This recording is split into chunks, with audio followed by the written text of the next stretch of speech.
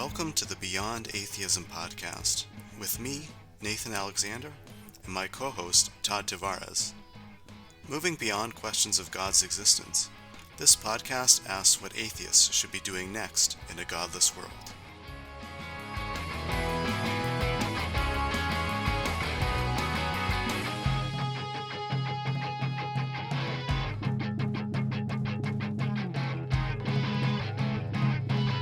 So far on the podcast, our discussions about atheism have mostly focused on times when atheists have been in the minority, in the centuries past when they struggled for basic rights and toleration, to the present when they are a growing minority, but still a disempowered minority.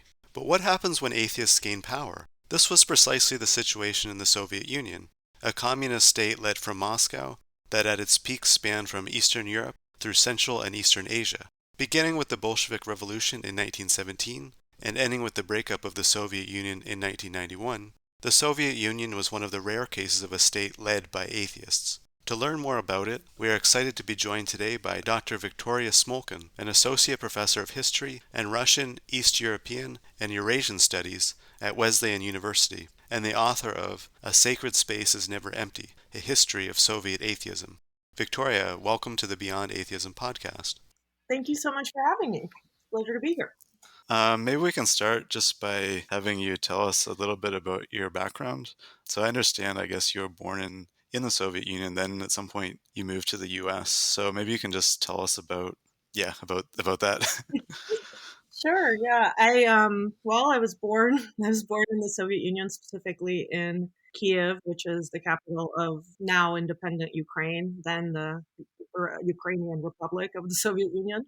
And my family left shortly before the dissolution of the country. So we left in 1988 and we moved to the US. And I do have a background in the region and a strong connection to the region. But at the same time, all of my education is in an American context and a European context.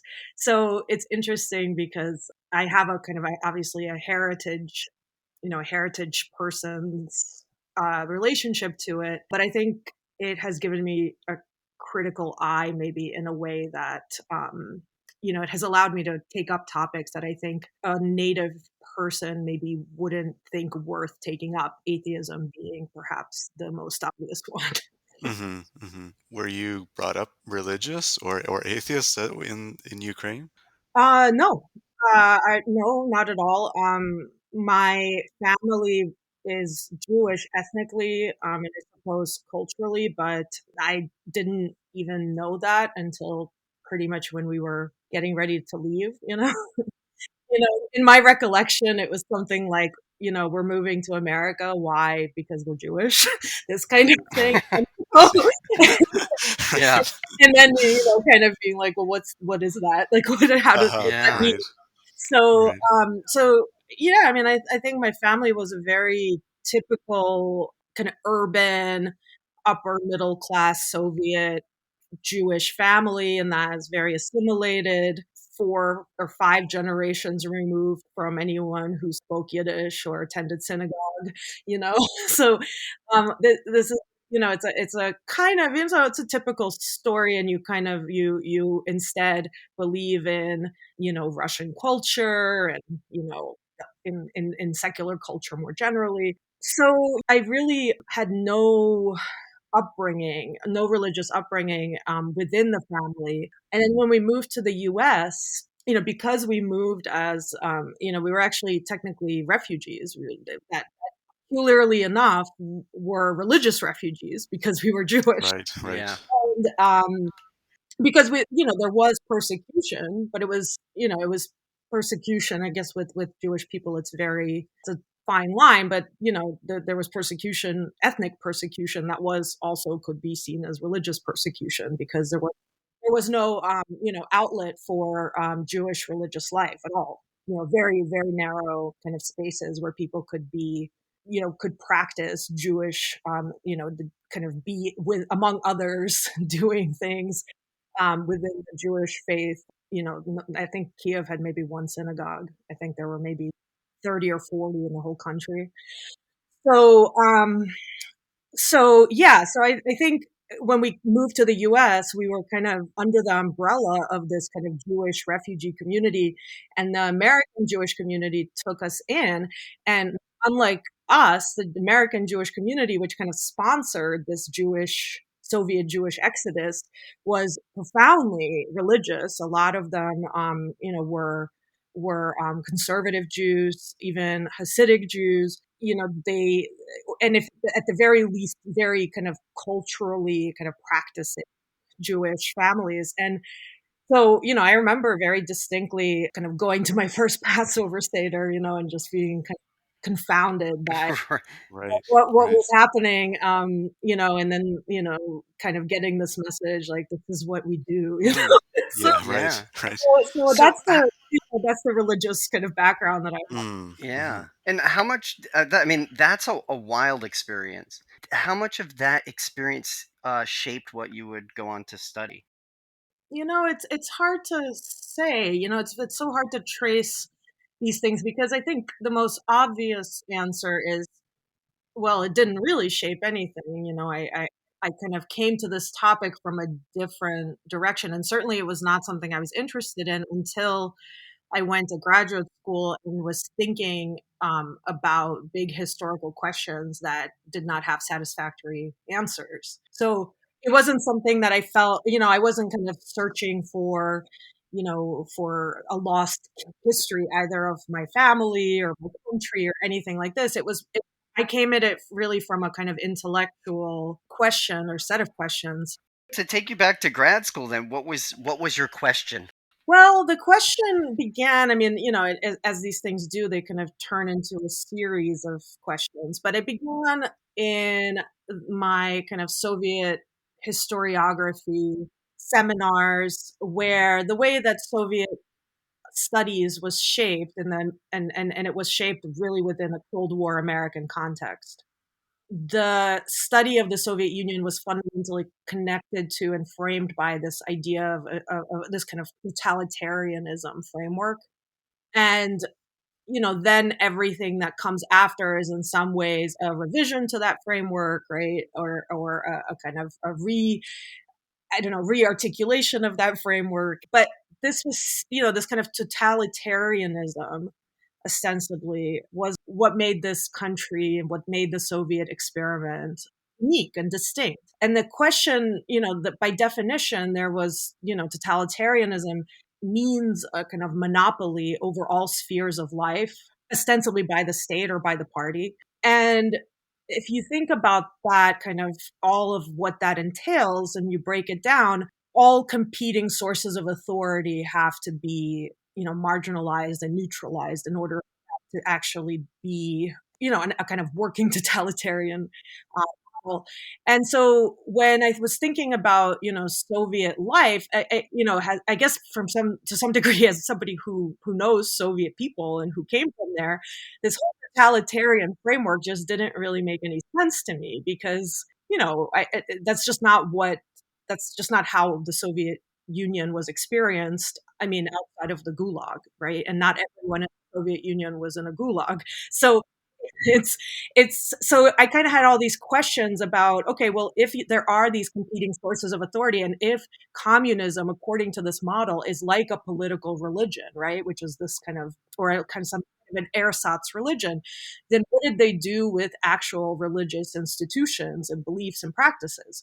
If it is a religion, then it has to kind of gain a monopoly, right, on and to exercise all other religions. And, I began to think of it from the bottom up because, I think politically that question was pretty clear in terms of the Soviet state having, basically monopolized political power vis-a-vis religious institutions. But then thinking about culture and, everyday life and tradition, and thinking about, well, if everybody there lived their lives and organized their lives according to around religious institutions and culture, right? They baptized their children, they got married in the church, they had religious burials. Then how does that transformation actually take place? Is it, because it wasn't the whole the whole distinction was that you couldn't have a distinct private sphere, right? That's the totalitarianism. So you couldn't be Soviet in public, but religious in private, right? So that's kind of where I was looking and trying to understand what actually happened to religion and what did they offer in return? How did they actually try to create this kind of more robust socialist experience? Yeah, that's great, right? This transformation, and that, like, in your book, the whole thing, it's constantly transforming itself. For us, one of the things that we've talked about on the podcast a couple times now is secularism and this move to secularism, and it's strange how it's happening, but it's also coming from a place where, when we were talking about the differences between French and Anglo-American versions of secularism, Mhm. they kind of start with this church and state divide, and they enact it in different ways, and it has different legal ramifications.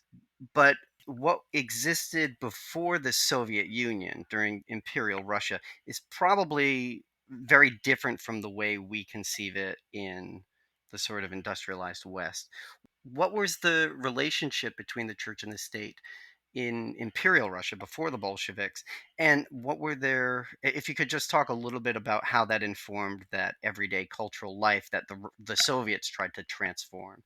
I know that's a lot. Yeah, it's a huge question, and let me try to tackle it as succinctly as I can. I think this question that you're, or this idea of, to what degree can we compare these experiences? To what degree does the kind of Western experience shape or in some way inform the Soviet experience? I think it's a really important one, and one that people are still, I think, kind of trying to think through, including myself. But I think what makes this distinct, right, the Russian imperial and then later Soviet case, is there was not really a strong kind of free thought secularist movement before the revolution. In as much as there was, it was completely tied into the political sphere, right? Into socialism and populism, all of the kind of political revolutionary movements. So there wasn't this kind of, to borrow the Soviet term, quote unquote bourgeois secularism, right, which is kind of cultural and not revolutionary in its essence. So what you have, and I kind of begin the book in this way, is that the Soviet Union, it wasn't kind of mapping onto a blank slate. Right? It was mapping onto a very particular and peculiar religious political formation, the Russian Empire, which was still in 1917 a confessional state. It had no secular bureaucracy to do the kind of things that people in, Germany and France and Western Europe more broadly, England, were kind of contesting. For example, civil registration of marriages, right? Things like that became Okay. an issue for secularists, right? To take these things out of the church. In the Soviet Union, up until the revolution, this was all done through religious institutions, and they also collected. I mean, they kept the census, right? Mm, They recorded births, marriages, and deaths. They were the primary social mechanism of kind of social control, in as much as they were embedded in communities. So there wasn't really a kind of robust secular culture outside of this, quite refined intellectual sphere. And when the Bolsheviks seized power, one of the very first things they did was to create, before they even thought about atheism, one of the first things they did was to create precisely the kind of secular infrastructure that that already existed in the West, namely separation of church and state, taking religion out of education, creating this kind of bureaucratic infrastructure for managing the population, births, marriages, and deaths, and civil acts. So they actually were, kind of overnight, did kind of went through this entire process that had been going on over the course of several decades in the right, West. like an overnight secularization of, Yeah, like, yeah, no, administration. quite literally, yeah, overnight Yeah. secularization, where basically with a decree, priests were no longer, a church marriage was no longer considered legal, right? You could still have, have the ceremony, but you also had to go to register it, and until the state recognized it and register it, it wasn't, in the eyes of the state. So yeah, it was overnight secularization, but very much a secularization, not a kind of, and now everyone is atheist, Right, right. Yeah. One of the things Todd and I were talking about just before the podcast started, I mean, like, we were talking about how the Soviet strategy to religion and to atheism sort of ebbs and flows over the 20th century. But was it actually ever illegal to be religious in the Soviet Union? Broadly speaking, no. No, broadly speaking, and this is, I think, something that gets lost in discussions and histories of this of this aspect of Soviet history, is technically, legally, freedom of conscience was in the Soviet Constitution from the beginning to the end. And it was articulated pretty much in the way that it's articulated in other constitutions. There was nothing peculiar about it, right? That people can have beliefs, can have whatever religious beliefs or non-religious beliefs. That it's all kind of, the state is neutral on these issues. But of course, what is peculiar to the Soviet case is that, yes, the state is neutral on these issues, but the party is not, and it's a Ah, right. Okay. so so it's, on the one hand, a kind of secular, neutral, quote unquote, state, right? Like France, or like, the US in some way. But on the other hand, it's also a state that's kind of, in which the party that has a monopoly on power is explicitly committed to an atheist platform. Um, Hmm. so, that there was a kind of contradiction in that system from the beginning. And then I should also say, and this is important, is that, in principle, religion was never outlawed or made illegal. In practice, there were certain religions that were actually outlawed, right? That were Ah, actually, not, and they were, for example, the Greek Catholic Church in Ukraine, they just were outlawed. So their property was transferred to the Russian Orthodox Church, and then basically they continued to practice, but under the auspices of this Russian Orthodox Church, and kind of in the called catacombs, or Jehovah's Witnesses, right? Another example. So, so there were kind of, when you were religious in a way that violated this clear secular framework, right, between the private and public, between, and you in any way threatened to, quote unquote, kind of contaminate the population, right, with your religion, right. that Yeah. that was, or positioned yourself against Soviet power, right, explicitly. Mm, Like somebody like a Jehovah's Witness is explicitly saying, I will not participate in Soviet institutions, right? So that from right. that perspective, they're not being persecuted for being religious, they're being persecuted because Mm, their religion forces, or kind of dictates, that they position themselves against the regime, right? So Yeah, hmm. yeah. But so in this, the first phase, sort of like phase that you discussed, the Soviet state does move against churches, though, right? They don't act as a neutral party. They're actually militant atheists early on. Is that correct? yes. So the militant atheists really come into the picture a bit later, not immediately after the revolution. Um, Okay. they really show up in the mid 1920s. All right. So how does that come about? I mean, it's to what extent is in the period of the revolution or the Civil War, how much is the Orthodox Church, which I think is the main contest that's set Mhm. up? Mhm, mhm. Um, how much of a threat is the Orthodox Church to the nascent Soviet state?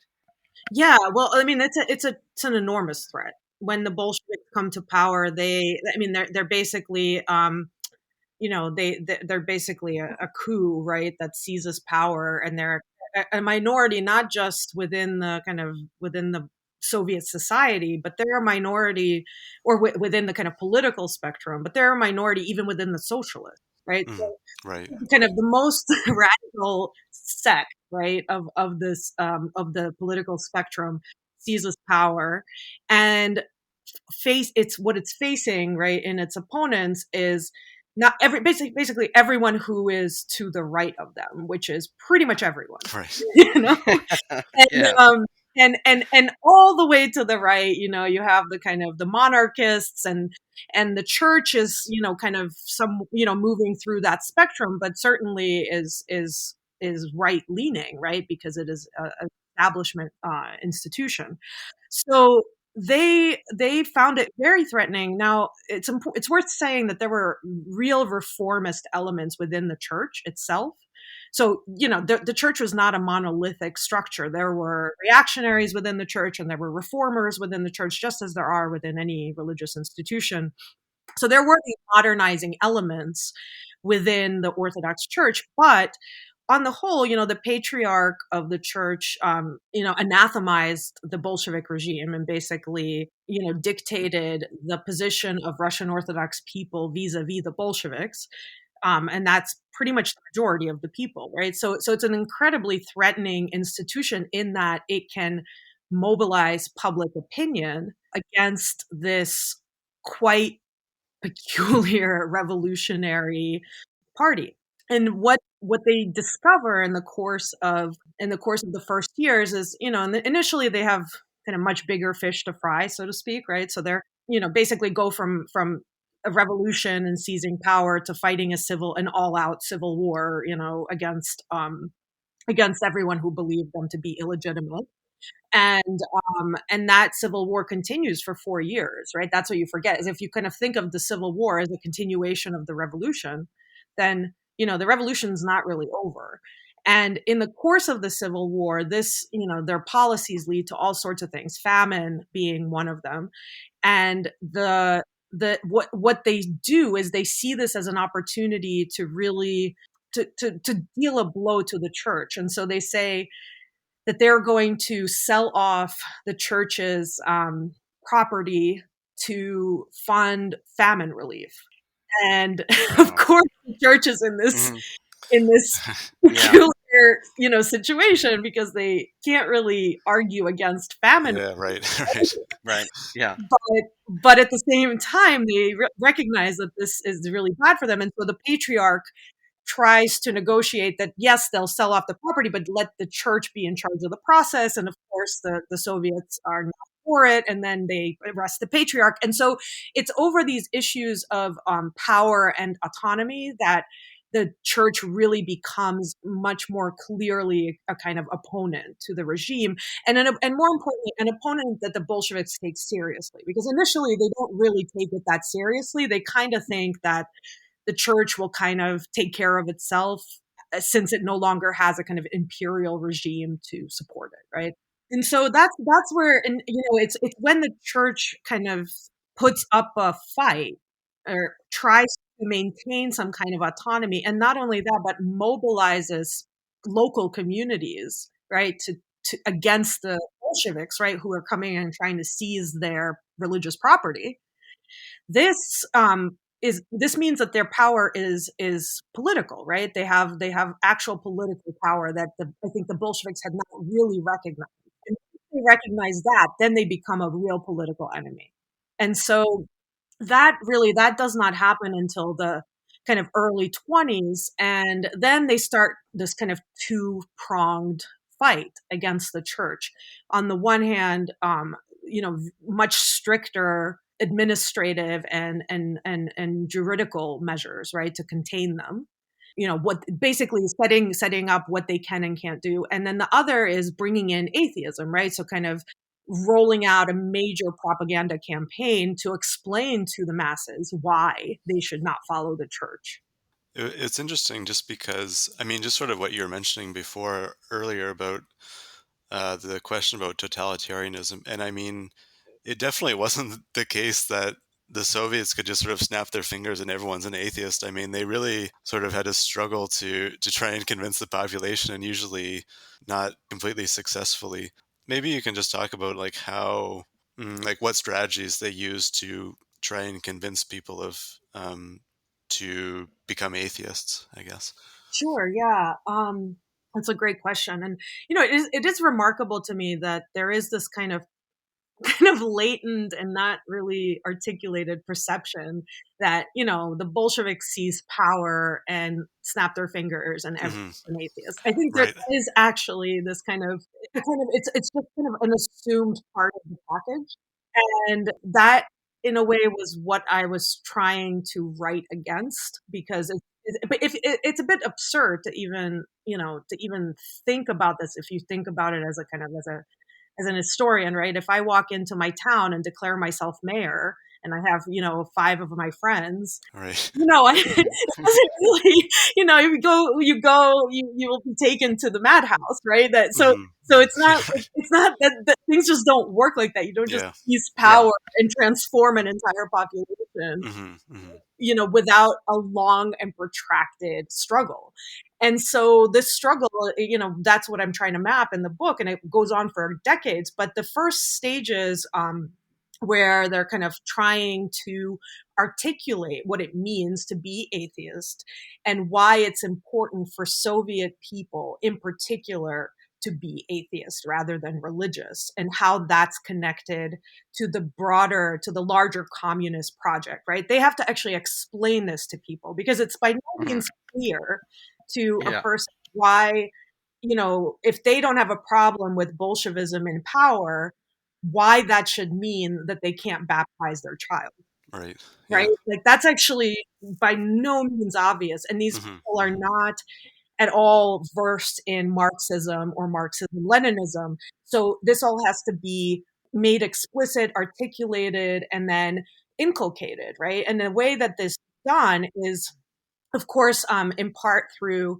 education, but of course, who are the teachers? It's not like they just got a bunch of new atheist teachers. The teachers are the same teachers that were there before, Yeah. Right. right? Right. Who taught, right? Yeah.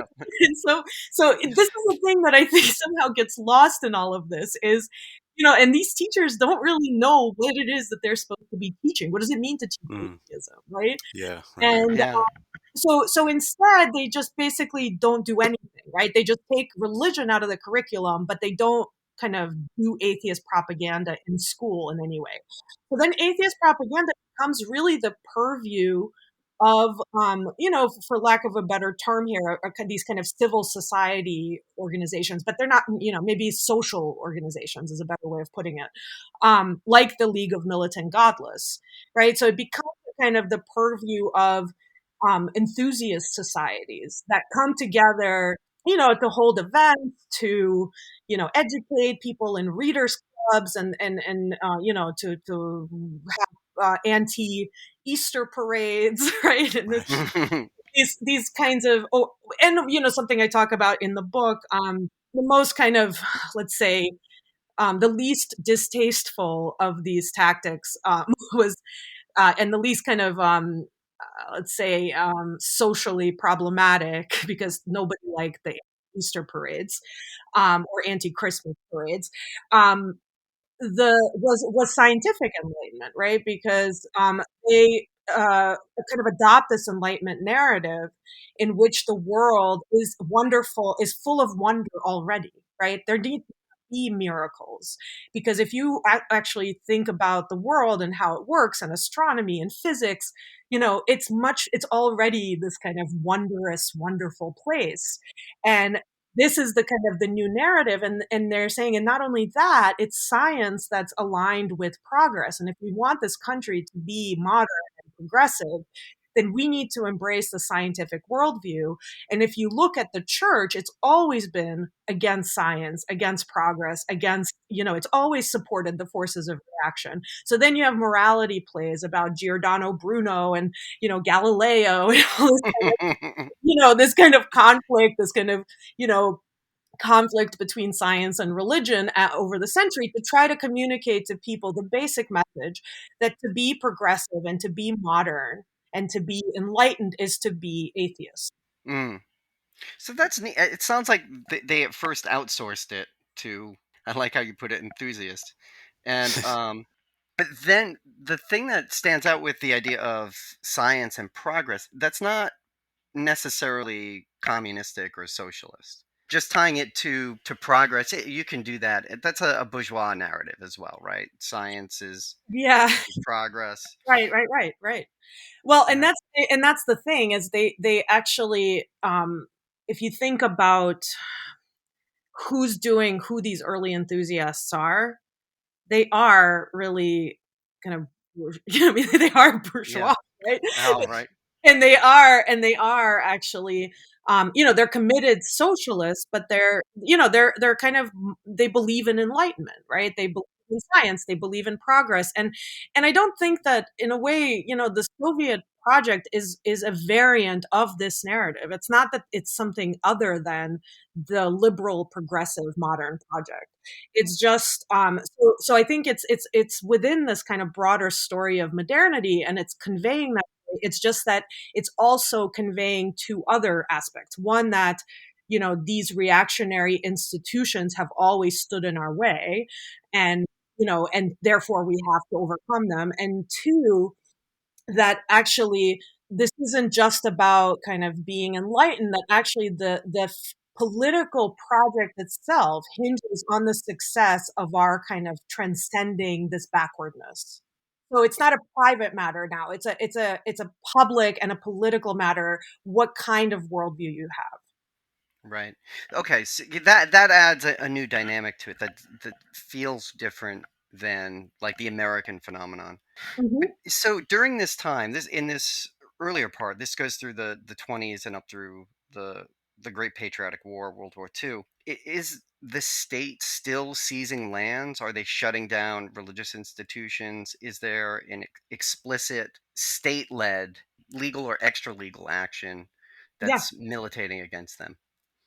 Absolutely, yeah. I mean, and that continues through the 20s and the 30s in waves. In terms of the secularization of property, that was mostly done in the very first years after the revolution. But so that then the churches basically, rather than owning the or the building, right? They technically rented it from the state. Oh So wow.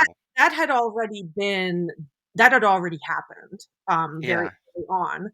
So this kind of mass secularization. So And an then, atheist state rents their property. Wait, Yeah. an atheist communist state is renting property to churches. That well, it's no, that because sounds crazy. no, but no, Todd, it's not crazy because it's not an atheist state. It's Yeah, that's a true. secular It's state. Yeah, okay, that's right. but Secular that's Yeah. state with an atheist party. Atheist. Yeah, right, with right. the And atheist party. that distinction is really important because the people who are Yeah. doing the kind of administrative work are, Aha. they are both kind of acting under the political platform of the party, but they're not just kind of expropriating everyone and turning everyone Mm, atheist. They are trying to operate within a certain kind of secular legal infrastructure. So, from that perspective, they didn't outlaw religion, but they are right. taking church property and Yeah. they're basically like leasing it to these churches for not very much money, actually. That's actually, it wasn't, it was basically a way of expropriating them, but without causing kind of a huge disruption to their activities. But still allowing them to Yeah, exist. exactly. Yeah. And then the next stage is when you go and you close the building itself, right? Okay. That Yeah. that is, but that, this wasn't all done. It wasn't like the October Revolution happened and then, within a year all the churches were closed and all the property was of the state. This actually, first there was this kind of transfer of ownership of the property. Then, but people from their perspective, they're just continuing to go to church as they always had. They don't know, kind of who owns the building. Then, a decade later, in a new wave of administrative regulation and repression, um, a church might be closed, right? And it, Mm-hmm. and just shuttered. And Mm. because the state owns the building, it can do that, Mm-hmm. right? Yeah. So it just literally saying you can't go in here. And so Yep. and so if you kind of think about that process in its component parts, it's actually not as strange as it might seem, right? Because they can't, if a regime like the Bolshevik regime had come in and in one day tried to overturn every single Yeah. Yeah. aspect of everything, they would have never been able to stay in power. Mm-hmm. It seemed, I mean, just to sort of move the story along, like eventually there were starting to be the creation of like atheist rituals to try and lure people away from the churches and so on, like atheist weddings and so on, I guess. So maybe you can just talk more about that.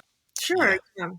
Well, that was that was kind of part of this as I said, there's kind of two it was a two-pronged attack, right? One was to kind of diminish the sphere of religious life and really kind of confine it to basically liturgy in church. And then the other was to expand the sphere of the secular and the atheist.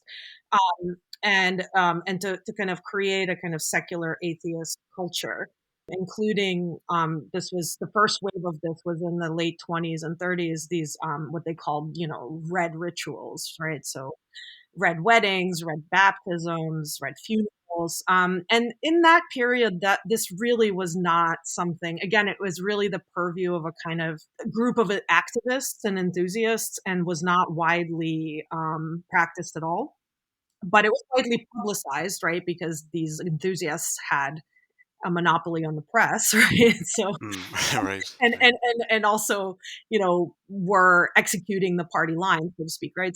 So you heard a lot about them, but if you actually look at how often they happen, not very often at all. And so the rituals as a really existing transformation of in Soviet society don't really take place until much later, until the end of the 50s, when the state actually creates a real apparatus, a kind of infrastructure, not just for registering these events, which it had. So instead of a ritual, the Soviet way to get married was to show up in a civil registry office and sign a piece of paper. Right. Mhm. Yeah. Right. And there was no ritual at all. There was Right. Right. Mm. and then the person behind you would be registering their divorce, and the person after that would be Yeah. registering Right. the funeral. Yeah. Right. So, Yeah. so at some point, right, they realized that that's probably not a great way of creating a secular Yes. culture. Mhm. Yeah. So the first thing they do is they separate. They say, okay, well, okay, the weddings, the happy occasions, and the birth rituals need to go to a different place. Right. Yeah. And so they create specific rituals, and their specific ritual spaces, the so-called palaces of weddings, and people wear special costumes or special garb to make the solemnity of the ceremony more pronounced. There's music, there's costumes, there's food. So this really becomes a project that is widespread and has a kind of infrastructure to support it, really in the 60s and 70s. And then did it immediately die out? That's a really great and really interesting question, because the answer is no, not really. They didn't really die out. The so-called Soviet wedding, which was created basically in the course of the 60s in various ritual committees that sat down and said, okay, well, the person doing the ceremony should wear this outfit, and the building should look like this, and part of the ritual will be going through the city and going to important locations, and laying a wreath at the Mhm. monument to the war, and this all of this kind of ritual part of it, which was actually created within the infrastructure of this kind of atheist ritual project, that's continued, right? Because that people to this day, they have palace of weddings, they Oh, have right. weddings at the palace of weddings, and then afterwards they go around Wow. and do this ritual. But what's interesting is they're not aware, and they really weren't aware even in the late Soviet period, that this ritual had been just recently, Ah, right. Mm. so from that perspective, the wedding ritual was actually incredibly successful. Wow. Can we go back just a little bit on something you said? Sure. Did you say the ritual committee? Oh yeah, yeah, So all of this is being designed in bureaucratic committees. correct. Oh my God. Yeah. That's the Yeah. totalitarian nightmare that Well, you have to. I mean, look, so I was saying, to Nathan that, well, how else would it be designed? I mean, there's no other kind of Mhm. infrastructure for Yeah, this. that's true. Yeah. Um, Right. and that's why the rituals themselves going to end up a bit monstrous, right? Because anything that you create by committee, right, is Yeah, right. kind of a Yeah. parody of itself in the Yeah. making, Right. right? Yeah. But as I was saying to Nathan, Yeah.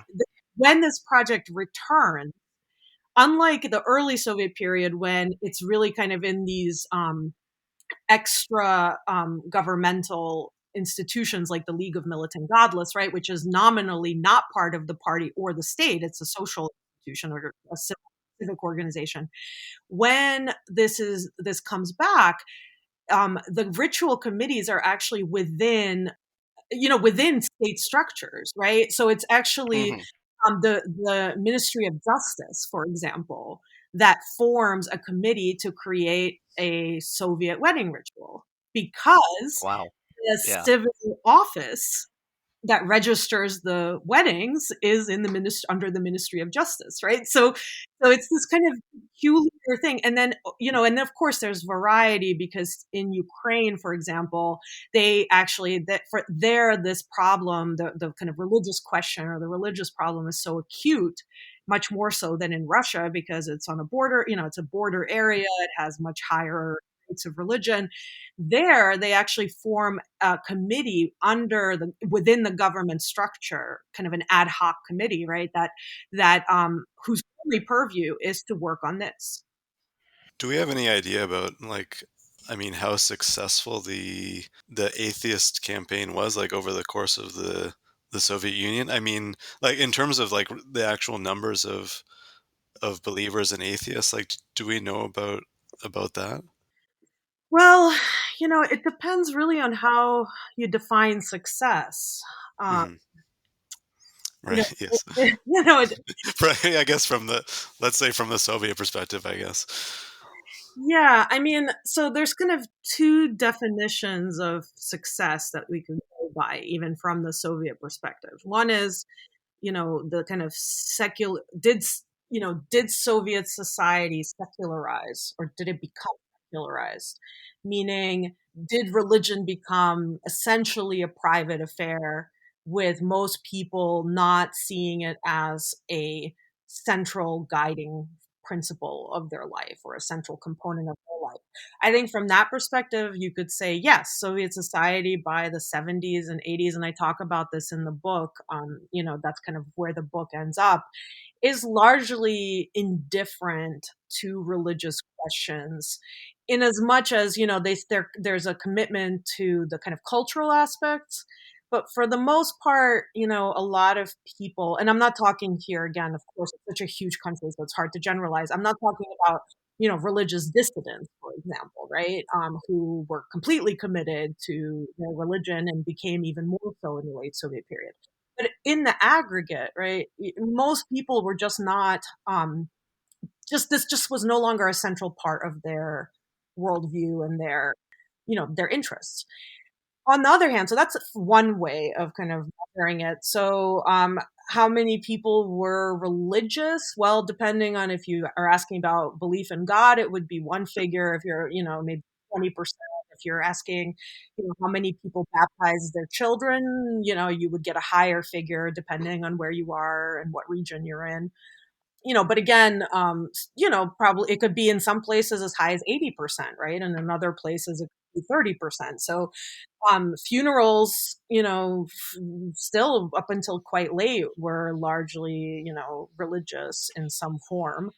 So that's one. And then the other side of it, right? The other measure of success And I think what I'm trying to argue in the book, the more important one from the from the kind of the atheist perspective is, did this project actually create atheists, right? Did it create an atheist society? Did it create people for whom atheism was a central part of their, a guiding principle in their life, right? So because the idea was that religion was supposed to no longer be a guiding principle, but instead atheism was supposed to be a guiding principle.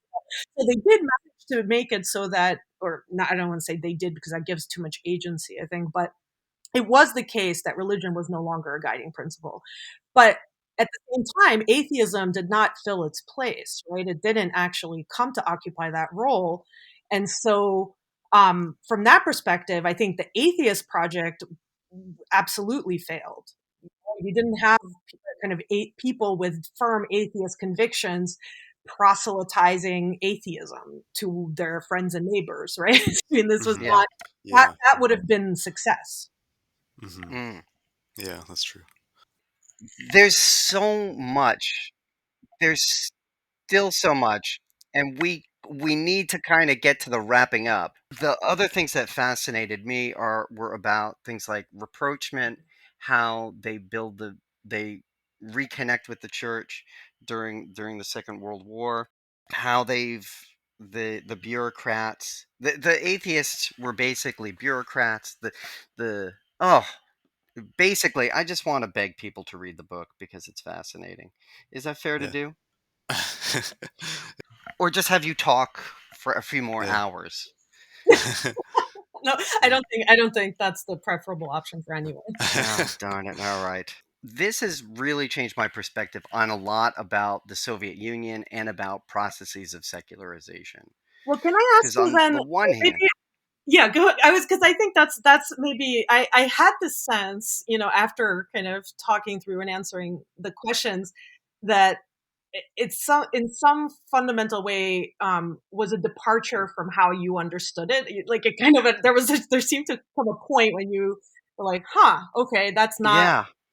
And I would love to hear in what ways, because I think it's really important to see how the story that exists, the kind of, the mythology, let's say, of Soviet atheism, parts ways with the history.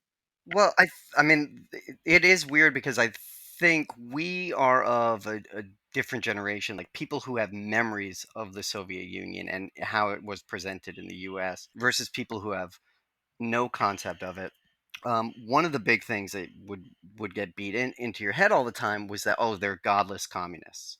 Hmm. And now I'm starting to think, man, I don't think they were godless at all. They're like, it doesn't sound nearly as godless. Hardly communist if they own the church land.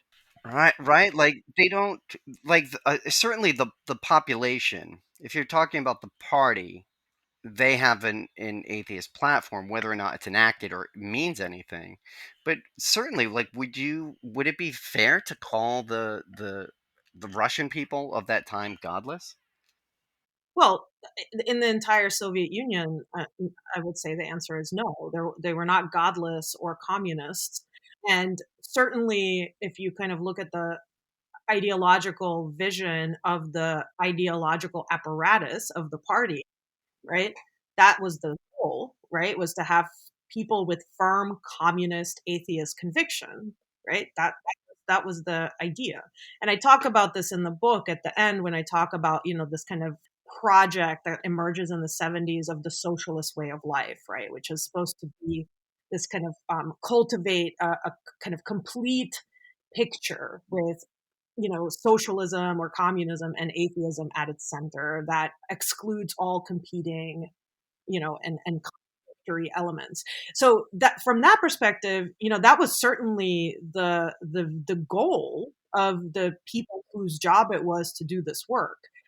However, it was absolutely not a reality. And if you think about, I think that in terms of this actual term, godless communism, there are two sources for that image that you describe. One is, actually, the Vatican was a major, author of this idea of godless communism, and really saw the Soviet Union as a major threat, including to its interests in that region. Because if you think about, Lithuania, Poland, and so on. So, and then also kind of was trying to create a kind of an alliance, right, with the kind of liberal state, right, that Vatican was doing, by creating this enemy that was a real threat, not just to the religion, but also to the state itself. And so that kind of image coalesces in the 30s, really as a result of the Catholic Church. And then it kind of gets rearticulated and disseminated in a much more robust and powerful way with the beginning of the Cold War. And so the godless communist trope is a Cold War product. It was really kind of, there's a terrific book about this, especially I think as an American it would be of interest, called The Spiritual Industrial Complex by Jonathan Herzog. But there's other literature on this as well, but basically how religion was mobilized to create consensus in post-war American society. And not only that, but to create a kind of sense of shared mission and purpose, because society was becoming so much more affluent and so much more kind of, had the threat of becoming secular, right? And indifferent to religion, because people were just doing other things, right? Going on vacation and, spending their leisure time in other ways in this kind of post-war affluent society. So this was a way to keep Americans, kind of vigilant and mobilized, right? Was to kind of project this image of godless communism. But for me, what's been interesting about this, and this is connected to other research that I've done and am going to do, is that at the same time that this image of godless communism is coming together in the American imagination and the Western imagination, and it also, worth saying, is very helpful to fighting communism in Europe after the war, which is a real threat, right? Like in France and Italy, right? So this is a kind of way to mobilize against communism. So, I think that there's a way to kind of to see it as a real, as a really an American invention. And it's because at this time that they're talking about godless communism is exactly the same time that you have this rapprochement with the church in the Soviet Mm. Union, where Yeah.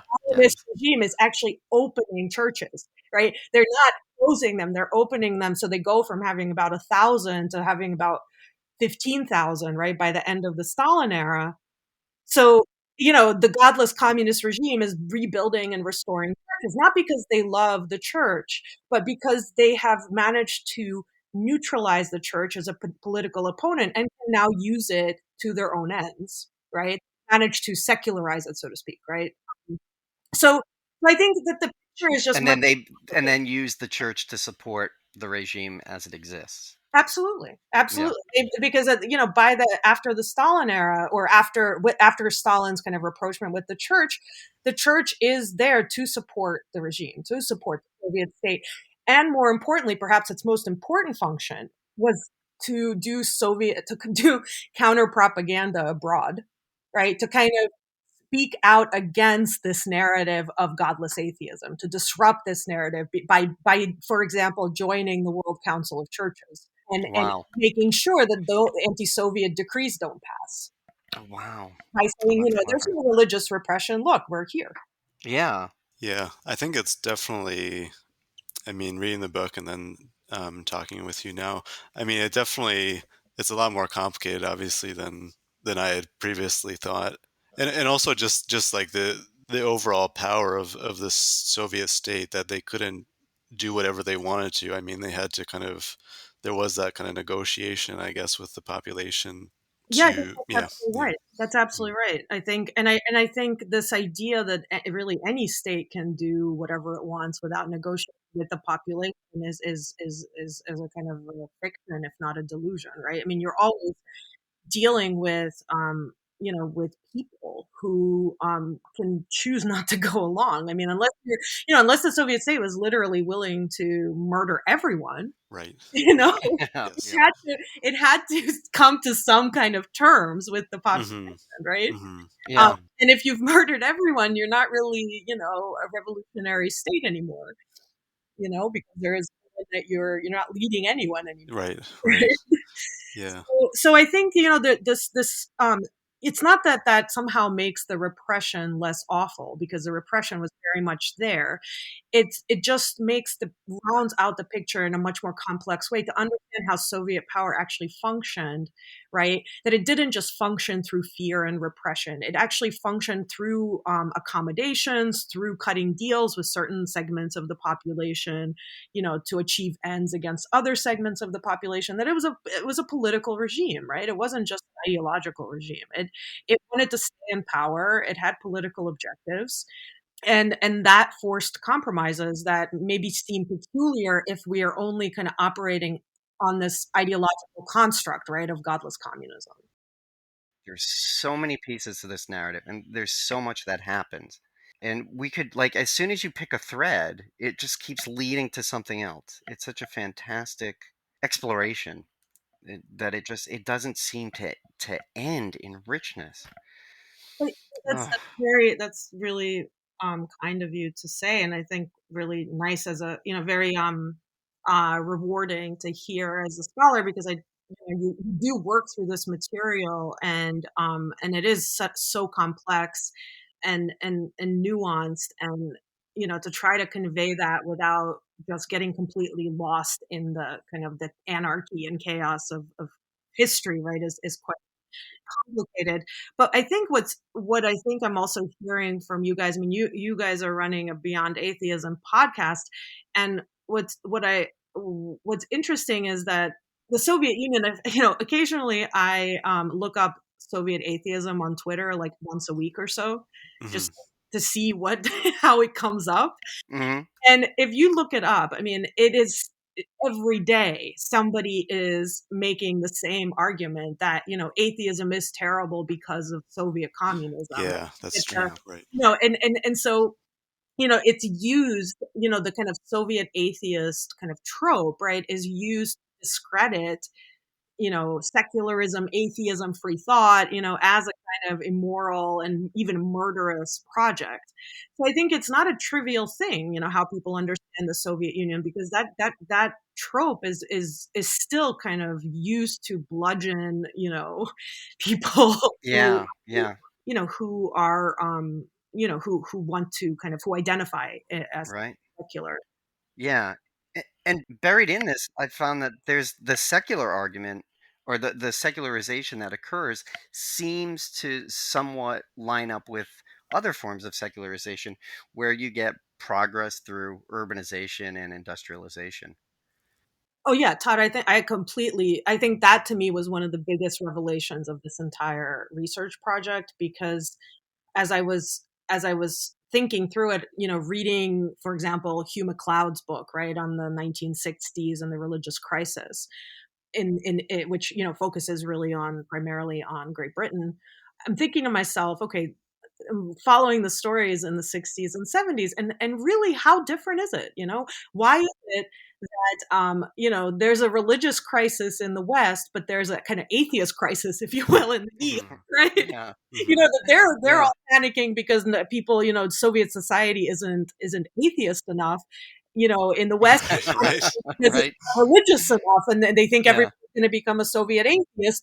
And in the Soviet Union, they're panicking because it's not atheist enough, and they think that they're all going to become kind of bourgeois consumers, Yeah. and and that religious ideology and institutions are going to somehow infiltrate and weaken Soviet society. So, there's a lot of projection that goes into this, and I think I completely agree that there is much more that is similar about these societies by the 60s and 70s than different in the with regard to kind of worldview, culture, relationships to not just religion, but kind of I would say, these kind of frameworks, right, including ideological ones and especially institutions and authority, right? I mean, they're all really kind of moving away from institutional authority. And I think whether that's in the form of religious institutions or the party, I think what you're seeing is a broader process, actually. Yeah. Yeah, that's a really good point. I think we've gone over an hour. I mean, I wonder if we should probably maybe wrap up. Yeah, Totally. I mean, there's so much more that we had wrote down to talk about, but yeah. well, I suppose people can read the book. Yes, Yes, that's a good that's incentive for them to do that. Yeah. that's the Yeah. answer. Well, yeah, thank you so Yes. much for Yeah. joining us today. This was amazing. Mhm. I think my brain hurts. My mind's been blown a little bit. I don't know that if that's a good thing, but you know, I I I tend to hear that sometimes. But, but thank you so much for having me, and thank you so much for taking an interest in the book and in this topic, and you know, for kind of raising these issues and trying to connect the various histories. Well, thank you so much for having me. All right. So, what did you think about that interview, Todd? It's, another excellent interview, another excellent guest. That book and her work and the depth of her knowledge, it's so dense and so deep. And there's so much that we could pull out of it and so much that we didn't get to. It's a bit overwhelming. But I think a few things that really jumped out at me, and you might have noticed it during the interview, is like that there was a big difference between their attempts at scientific and communistic atheism and the process of secularization. That was big. And one of the things that stood out for me, I don't know how you feel about this, but that idea of getting rid of religious authority, that really rings true with me. Right? Like, I like that aspect of it. What I don't like is the idea that she talks about, is that the state needs to capture that authority and use it for its own means. Yeah, I'm not a fan of that. That's not the form of atheism any of us envision, is this sort of like state controlled type. No, no. I mean, it's interesting because just that she was saying that like officially it was secular in terms of like freedom of religion, the state itself, but then the party was officially atheist, and then the party was running the state, so there Yeah. was that kind of overlap. I mean, yeah. I mean, of course, that I think both of us would rather see freedom of religion, and then like ideally people mm, would gradually leave religion, and Yeah, it's having this sort of like state force you to conform. That's not anyone's ideal. But like you were saying, that idea of like how the state and legally they are secular, and they really did in her telling of it, they really did function mostly as secular. It reminds me of like the old leftist joke about, well, leftist observation. Socialists in America used to complain because in America, what socialists are arguing for look nothing like the Soviet Union. And in the US, the American government had to go out of their way to convince everyone that what socialists wanted was the Soviet Union. Like right, that the right, Soviet Union is socialism. And ironically, so the joke continues, in the Soviet Union, where they were being in power rested on people believing that this was socialism, they had to convince everybody that the Soviet Union was socialist when it was nothing right. of the sort. Yeah, right. Right. So, and it's the same Yeah. way with godless communism, where in the U.S. everyone's saying, "Oh God, you can't go there. They can't be like them. They're godless communists." And in the Soviet Union, like, no, we can't have these icons everywhere. We have to be godless communists. Yeah, right. Yes. Yeah, that's a funny yeah, funny point. Are there things that we didn't get to that you want to bring up now that we can circle back on? Because there is one of the things that we said it enough times, like her. If you find her book, there's so much more in there. I don't know if she's on Twitter, but Yes, you she should is. Yeah. definitely find her on Twitter, whatever it is. Seek that out. She's a great font of information. Was there anything else that you wanted to bring into the discussion? We had meant to talk about this, but like a lot of things, like we just didn't end up getting to it. But I think the Marxist idea of religion, which, and obviously the Soviets are informed by what Karl Marx, the 19th century philosopher, was saying. I mean, like his idea was that religion was like the opium of the people, which meant Yeah, like that in that's a like really Tylenol. brutal conditions, yeah, like you needed the religion was necessary to just sort of get you through it. And then as a socialist system was created, then religion would just naturally wither away. Yeah, yeah. But Because it was obviously, the religion is the soul of a soulless world, yes, and yeah, right, yeah, yeah. But then, like, obviously that didn't happen, and obviously, and also that the Soviets were actively trying to get rid of religion. Like they weren't just creating the society then saying like, oh, now religion's going to disappear. Like they were actually taking active steps to make that happen. And while they didn't succeed, obviously as well. yeah. So to that end, she uses a fascinating quote by Marx that I'd never seen, and I found the rest of it. The passage is pretty impressive. So it's a real weird distillation of Marx, in his own words, from an interview in I think it's 1879. And he was asked if he wants to destroy the whole system of religion, root and branch, absolutely eradicate it. And Marx's response is, "We know that violent measures against religion are nonsense. But this is an opinion. As socialism grows, religion will disappear.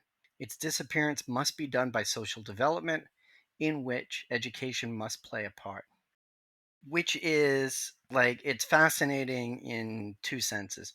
In the Soviet Union sense, this idea of as religion will disappear, they're kind of doing it backwards, right? They're getting this reverse causation. We need to, like, if we get rid of religion, then we can show that socialism is growing. But the flip side of this is that where we are now, our historical moment, we are seeing across decades of social development, religion is disappearing. Yeah, that's true. Religiosity is Yeah. disappearing. Yeah. We are more educated now, at least certainly in the U.S., than any point in American history, and religion is disappearing. Yeah. Right? Like it's clearly playing a part. The way society, the way we have evolved socially, has played a part, and presumably, like, I mean, one of the big topics in political discourse here is like the extent that we will be socialist, right? Or how are we going to get socialized medicine? We just got through a year of the government literally giving people money, right? Right. Right. And the argument is that, like, the Republicans are saying, yes, we gave them $5,000, but you want to give them $6,000, and that's too much money because you're socialists. It's crazy that his observation maps on very well to the current environment. Yeah, yeah, I think so. Yeah, I mean, just in general, like living standards have improved, and things like in many countries in the West that like healthcare is provided, and like there's a social safety net, and even like working conditions have improved, and things like this. I mean, obviously, it's probably not Yeah. exactly Well, like a progress socialist isn't regime. linear. We can go Yeah. back and forth. Hmm. And, Hmm. and some people don't believe in progress at all, Nathan. But Yes, right. yes, right. There are, yeah, things have changed. I mean, there is, and if we consider it social development, certainly. I've got a question for you, Nathan. One thing that the Soviets didn't deal with very well was, or in my mind, they didn't deal with very well, was creating the new sort of ceremonies, creating a meaningful culture, right, around atheism. So they had different holidays. They had the anti-Easter parade, Right, right. Yeah. right, and then now they have the wedding palaces. Yes, yeah. um, do you think having either like the state or the party or bureaucrats or just a collective group of atheists sort of sit down and hammer out what are religious or irreligious traditions and ceremonies and parties will be like? Or is that something that even needs to be done? I think it sounds very like, yeah, very cold and bureaucratic. I mean, like, I think you do need to have some ritual. I mean, it was sort of funny because she was talking about how it used to be like to get married or something, like you would go into this government office and like you would just sign a book, and Sign the behind you book. was someone getting Yeah. divorced and so on. I Yeah. mean, I mean, for me, I feel like I think one of the things that gives rituals meaning is like that there's a long tradition of people in the past having done it as well. And I mean, I feel like one doesn't need to completely reject any religious rituals. I mean, I mean, in terms of like, obviously you may not, But you're not. I you mean, wouldn't agree like with the sort of any religious aspects of it, but nonetheless, like you still do it. I mean, like I think we touched on another one about like having a Christmas tree or something like that, or I mean, yeah, whatever. I mean, well, yeah. Christmas tree is a great example because that's not really, it doesn't really have anything to do with Christmas, right? no, right, That's that's true, right, appropriation from yeah, other holidays. It's yeah, appropriation of pagan rituals, like yeah, that's Easter, true. right? Like, why do we have an 8-foot German rabbit coming to our house to deliver Yes, chocolate, right? Like, that's clearly has nothing to do with the birth of Christ. yeah, that's true. Yeah, that's So true. all of these are like, yeah, so I agree with you, and it made me think about things like, well, what does an atheist wedding look like? And having been to very religious weddings and been to completely irreligious weddings, they're almost identical, right? Like if you came down from Mars and were studying human ceremonies, you wouldn't notice a difference between them. They have the exact same patterns, they have the exact same things, except one is in a house of worship and one is at a Denny's or something. That's an exaggeration. One is at one is at a different place. It's at a golf course or something, or a wedding hall, right? But you follow these same patterns because it's appropriated and it's changed sufficiently, right? You move one piece here and change one piece there, and it's almost like evolution. And so it makes me think that as atheists, we don't need to burn it all down. Like we can just take it and make it our own. Like Christmas is not like people bitch about keeping Christ in Christmas, and it's complete bullshit. All right, like if you're complaining because someone at Walmart didn't wish you a Merry Christmas Right. when you bought a 56-inch television, right? Like you're out of your you've totally lost the connection between the two events. So okay, here's and a little bit of background. I'm from Massachusetts. Massachusetts literally banned Christmas years ago. Do you Like know why they banned Christmas? is it like the Puritans or the Yeah, Pilgrims? they banned Christmas because they're Christians. Right, You right. can't have a party on Christ's birthday. Don't be ridiculous. Yeah, That man died for you, right? That was God killing himself. So the idea that like it's a few things like this unbroken chain of tradition from the past until now is ludicrous, and I don't want a bureaucrat somewhere telling me. Want to be that bureaucrat telling people how to have an atheist's birthday party, right? I think it's complete. One of the lessons I take away from this is appropriation is completely okay as long as we have yeah, something yeah. that's ours and is godless. Yeah, I think it's like it needs to be sort of bottom up, as they say, rather than top down. Yes, Yeah. exactly. Right. We create it by doing it. Hmm. Hmm. Absolutely. Yeah. Yeah. Okay. One other thing I want to add quick, and we can get to the wrap up. She mentioned it. I had this stunning memory hit me the other day after the interview when she was talking about how the state owned all the church property and would rent it back to them, and then one day they could just close it down. And it's galling if you know that that's the state doing that. But she pointed out that like for most of the parishioners, the lay people, they didn't know, right? It's just you go to church one day and it's closed. I was home in my hometown in Massachusetts a few years ago and drove by an old beautiful church and it was for sale. And I asked my father, like, what happened there? It's like, oh yeah, they shut it down. They're selling it. Like, well, why did they close it down? It's like, I don't know. Maybe not, people not going. It's only old people anyway. Right. But it's the same. That's the same sense that you get, right? What's the difference on a certain level if you don't have that knowledge of why it's occurring? Just know that that church is shutting down. There's Yeah, that's a true. weird disconnect from the power that's behind it, and I can understand how that like how you could be disconnected from that and not understand it. Although in Massachusetts they were selling the land to raise money because the priest raped children. So let's Ah, keep that in mind. yes, Yeah, right. yeah, Right. that's pretty easy to overlook. Right. Yes. But anyway, on that Right. happy note, by the way, everybody, any complaints about this, Yeah. just write Nate.G.Alexander at Twitter. Yeah. Yeah. That's close enough to my Mhm. actual Twitter handle. Yeah. What's the Twitter handle? It's Nath Nath G. Alexander, I guess. Nate Yeah. G. Alexander. Yeah. No dots. No dots. No, but that might be I think you some can tell other from that. hapless person. Let's see. There's Nathag. Poor Nathag Alexander. Yeah. Or Nathan Galexander. Who keeps Yes. getting bombarded with all this Yeah. No, that's atheist true. hatred. Yeah. Yep. Yeah, I think it's obvious. I'm not on the Twitter. Don't worry about that. Anything else we need to promote? Anything coming up? No, just to like and subscribe and rate and review and et cetera, et Review. cetera. Ring the bell. Yes. Ring the bell. Pull the string. Feed the dog. Whatever you need to do. Yeah. I think yeah. One. Big ups. Yeah. Thank yous to Red Japan. Nailed it again. And that's it. That's all I got. Yes. All right. See everyone next time.